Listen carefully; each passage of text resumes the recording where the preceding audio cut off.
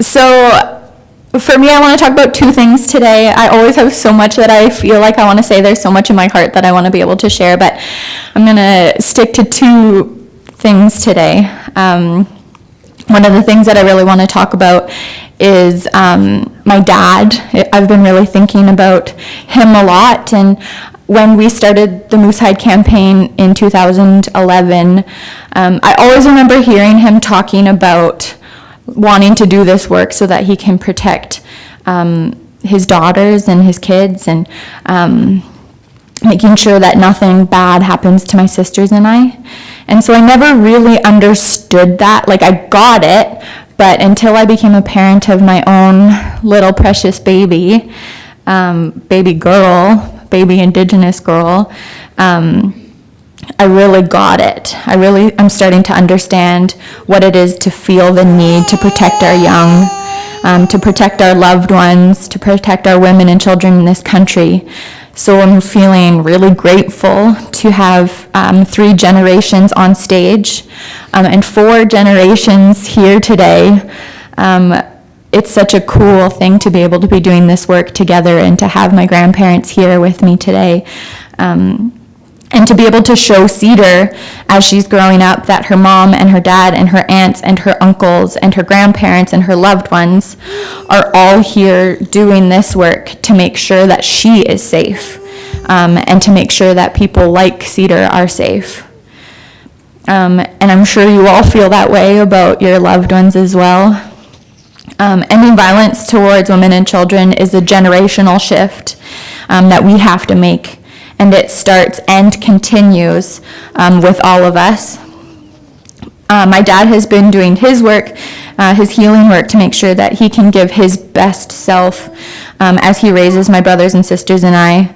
And now I'm doing that for my daughter, Cedar.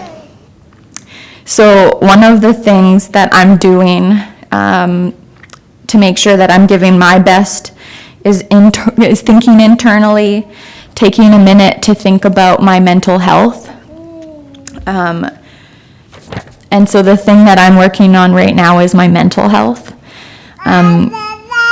So for one of the things for me that I did to address my mental health was that I went to my family doctor and did some tests and went and talked to her, and she said that I have anxiety. And so I took some time to think about it and talked with my doctor, and we ended up coming to the conclusion that medication would be my best route moving forward. So I've been on medication now for a couple of months, and I could feel the difference in my body, in my mind, and in my spirit almost right away. It made me realize that I have been living with anxiety for many years, and that it was limiting my ability to be my best self. So I can feel the difference now. I feel way better. I feel like I can take on more. I feel happy. I feel less nervous. My heart feels better. I feel better. It's one important step that I need to take to address my mental health, and I wanted to share that with you today because I feel like we don't talk about mental health enough, and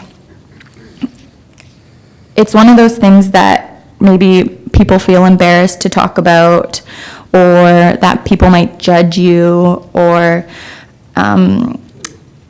but it's just so important to talk about it so that we can be our best selves, and that we're addressing it and talking about it and healing from it. And so it's that our mental health and our well-being doesn't limit us of being our best selves. So for me, I'm on medication, but I'm also walking a lot outside.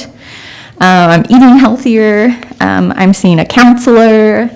I'm taking the time that I need for myself so that I can be my best self for myself and for my daughter, Cedar. So I encourage all of you to continue on your healing path. Maybe take a look inside yourselves today, maybe while you're fasting. Take some time to reflect about your mental health, your spiritual, physical, emotional health, and think about what your medicine is. to help you be your best self. So it doesn't have to be medication. It could be ceremony. It could be being here today. It could be praying. It could be physical exercise, whatever it is that you need to help you be your best self, whatever your medicine is. We have people looking to us as role models, so I think it's really important that we role model self-care and that it's okay to talk about mental health. It's not weird. It's totally normal and important to always be working on it. I want my daughter to grow up knowing that taking care of her mental health is really important, and it's something that we can talk about all the time. And I want her to know that I'm doing this for myself and for her so that I can fully embrace every moment. So I do want to mention that I have accessed the counseling services through the First Nations Health Authority. They have approved counselors across the province that you can access for free. So if any of you are interested in getting counseling, you can find more information on the website. So before I pass it over to my dad, I just wanted to share a quick story that I think and reflect about every time we have a fast that really helps me to understand the role of those who are not fasting, those who are supporting the fasters. And so we tell the story that my dad and I and our family come from a fasting family. And we talk about how my dad does a fast where 4 days and 4 nights, no food and no water. And while my dad is fasting, our family is there supporting him. So part of the ceremony is that the supporters have a berry ceremony.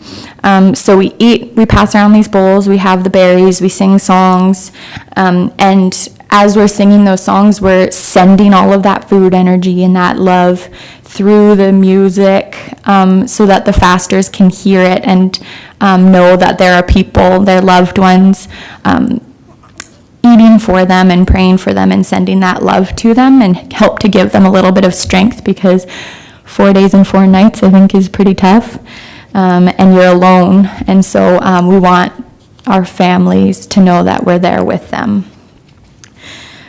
So I remember this one time that my dad was doing his 4-day, 4-night fast, and it was a couple of days in, so I knew that he was having a hard time, and I just remember, and it's such like a beautiful memory for me, and I think to it every time we're doing a fast, and I just think about, I went to a tree line with my sisters, and we were singing this song on the drum, and singing it for him, and we had just finished eating the berries, and we were doing it together, and then my sisters and I went again and did it along the tree line, and we knew that he was in just far enough that he could hear us still, and so we're singing away and really giving him as much love and support as we possibly could. And then I just remember hearing him in the bush crying, and just that like transfer of love and energy and good feelings was just such a special memory for me, and it really helped me to understand the role of the supporters that are fasting. So I know that we have a goal to get 1 million Canadians fasting together. And when I think about it, I think about how much support and prayers and love those fasters are going to need to be supporting each other. So the role that I'm playing today for the fasters out there, and that I'm asking those of you who are not fasting today to be there today to pray and to eat and to send love and good energy to those who are fasting, and to witness the sacrifice that they're making today, and to know that we're all in this together and that we need each other to get through this. We need to lean on each other and to count on each other in our collective effort to end violence against women and children, and to make sure that our loved ones are safe. So it feels really good for me. It feels really good to be able to show my daughter a room full of people that are working towards ending violence towards women and children. So I thank all of you for taking the time to be here. I thank you for your sacrifice of no food and no water today. I thank you for speaking out against violence towards women and children, and for looking internally today and thinking about what you can do for yourself and for your family so that we can be our best selves. We say intimacy in the Musai campaign, which means into me see, and you can imagine how proud I am to see Raven talk about what it takes to be better, talk about what it takes to be honest, and that's so much about what we're trying to do in the Musai campaign. So I'm so proud of you, Raven, and the good medicine that you shared, and the reminder to all of us that we need medicine. We all need medicine, right? And sometimes that looks like walking, and sometimes it looks like singing, and sometimes it looks like taking medication, and sometimes it looks like yoga.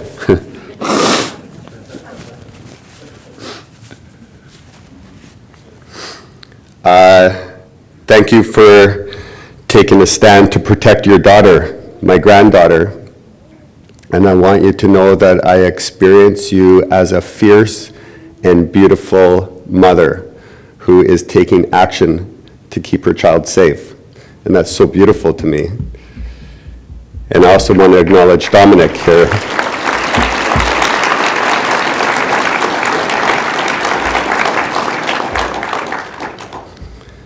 Dominic, Raven's incredible partner, and Cedar's dad, who just to see the love that the two of these beautiful people role model together, the healthy relationship that they have, and how hard they work at it. I'm going to read some of this stuff, so I want to say a few things, but I don't want to leave anything unsaid. I'm honored to be in this room with each of you here today, and I feel like I am surrounded by warriors. Every single person in this room made a decision to be here today.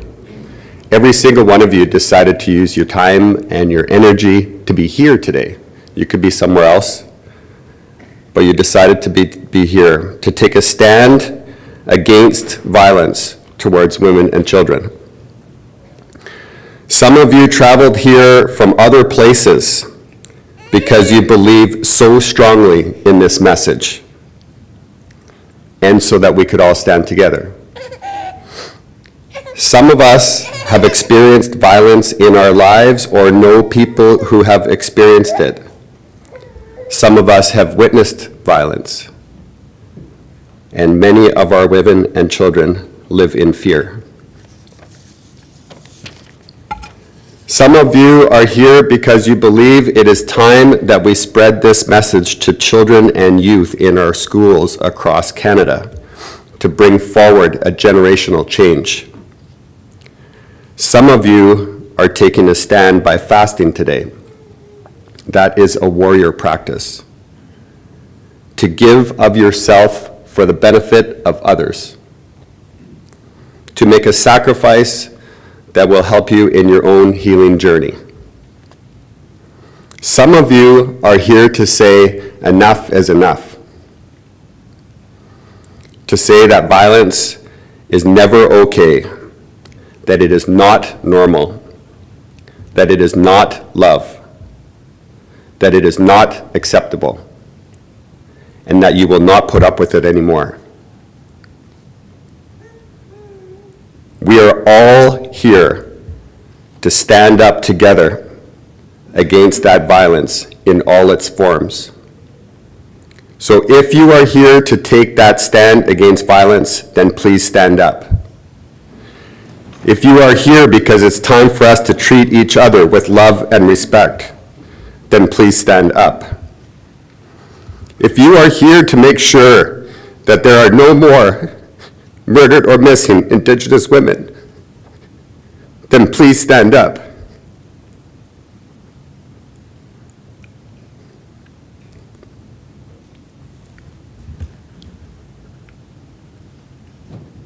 Please look at the warrior to your left and to your right. Acknowledge them and give them a hug or a handshake.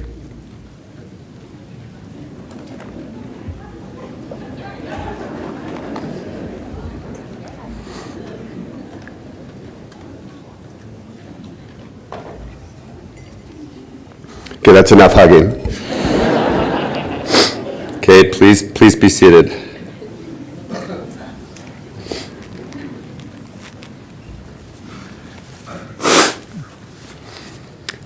We are here for a reason. In British Columbia, there will be 60,000 reported cases of domestic violence this year alone.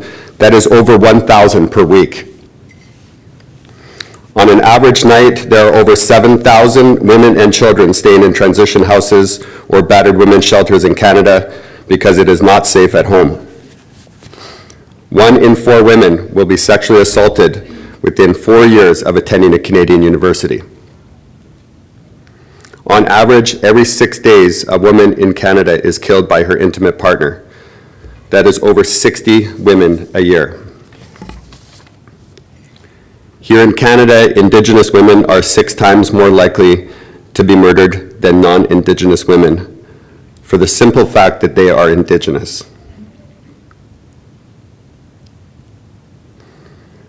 According to the RCMP, there are over 1,200 murdered or missing Indigenous women in Canada, and the Native Women's Association of Canada estimates that number to be more like 4,000.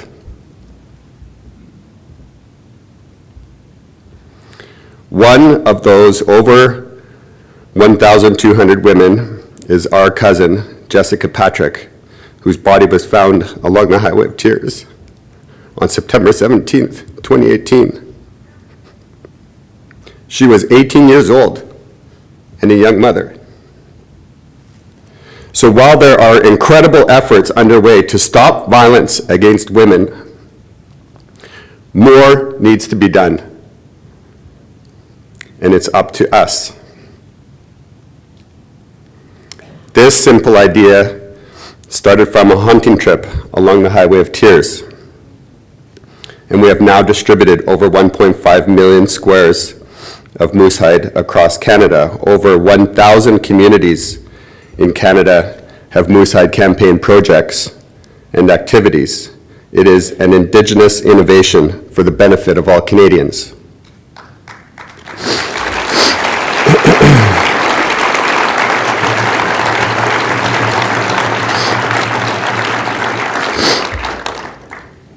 It can act as a response to the TRC 94 calls to action.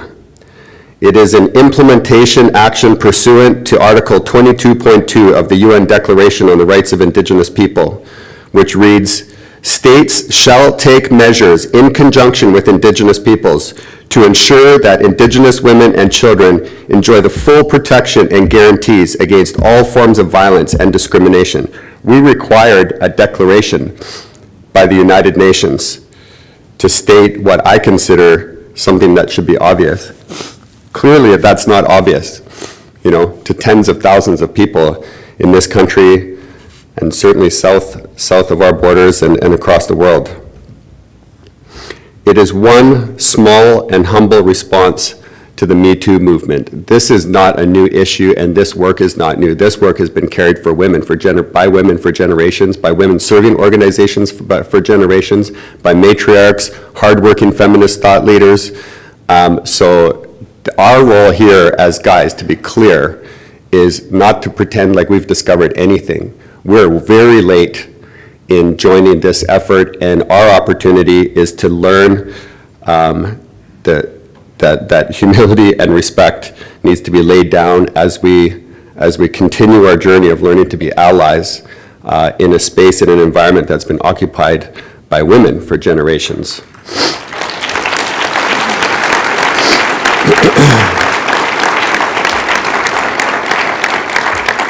When a person is seen wearing the moose hide square, it often signals safety.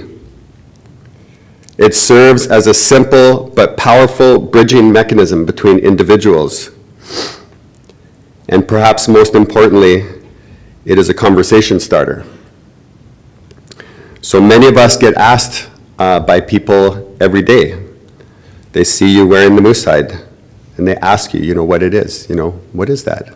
And you say to them, oh, it's a piece of moose hide. I'm part of a movement so that I can speak up against violence towards women. It's not right. What a simple thing. It's not right, I'm a dad. My daughters' names are Sherilyn, Raven, Shakoya, and Sage. And my precious granddaughter is Cedar Suss. And they are the reason I am here today. They are who I am standing up for. Who are you willing to stand for? Who are you willing to stand for? We're all here today. We decided to be here today. So I want to invite you to reflect on that question. Tomorrow is Valentine's Day. What a beautiful way to show the women and children in our life that we love them, especially us as men, by reaching for our higher selves and by acknowledging and then vacating our male privilege, by showing that a real man is to be loving and kind and vulnerable and gentle.